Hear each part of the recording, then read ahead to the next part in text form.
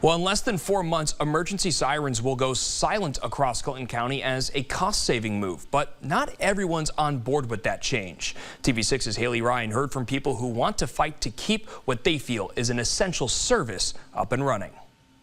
I think trying to sell this system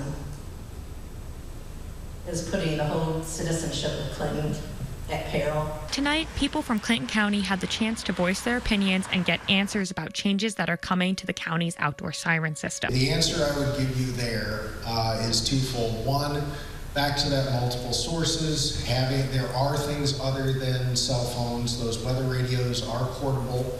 But also awareness of the day. But even though the county thinks there are better, cheaper ways to get alerts, people who call the area home don't think that's a good enough reason to make the cuts. Honestly, I didn't feel that getting rid of the outdoor sirens was beneficial to anybody within either the county nor city.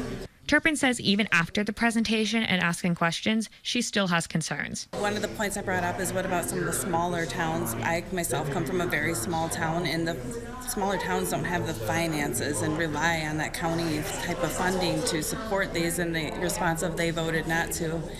I'm curious whether it was a vote because of not having the funding available. Others echoed her fears of losing the sirens. I feel like it's a done deal. I don't like that the county is doing it, but I'm worried about the general trend in general. Are people going to have to sign up for local things every time they visit a new place? Individual cities can vote to keep the sirens running, but then they will also have to shoulder the bill. Next week, the city of Clinton will discuss it. In Clinton, Haley Ryan, TV6 News.